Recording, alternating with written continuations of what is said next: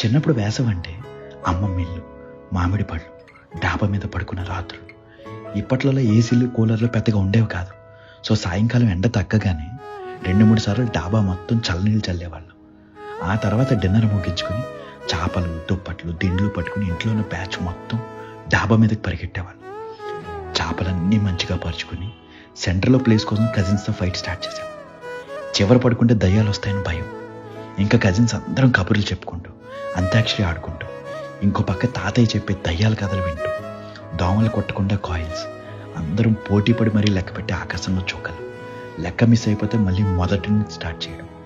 ఈలోపు పిల్లలందరి కోసం అమ్మమ్మ డాబా మీదకి తెచ్చే మామిడి పళ్ళు, కీచురాళ్ళ అరుపులు, పక్కింట్లో టీవీ నుంచి వినిపించే ఈటీవీ న్యూస్ మ్యూజిక్. అలా కబుర్లు చెప్పుకుంటూ ఎప్పుడు నిద్రపోయే వాళ్ళో కూడా తెలిసేది కాదు.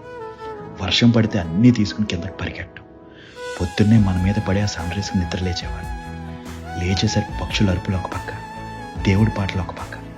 ఇంకా నెమ్మదిగా లేచి మిగిలిన స్లీప్ కిందకు వచ్చి కంప్లీట్ చేసేవాడు. బ్యూటిఫుల్ డేస్ కదా. ఇప్పుడు ఎన్ని కంఫర్ట్స్ ఉన్నా అప్పుడు అలా మనం వాళ్ళందరితో డాబా మీద కబుర్లు చెప్పుకుంటూ పడుకోవడంలో ఉండే ఆనందం ఎందులోనూ లేదనిపిస్తుంది. మీకు ఇలా డాబా జ్ఞాపకాలు ఉన్నాయా? ఉంటే ఈ వీడియో మీ కజిన్స్తో షేర్ చేసుకుని ఒక్కసారి ఆ రోజులకు వెళ్ళొచ్చేయండి. ఉంటా అండి. ఇట్లో మీరు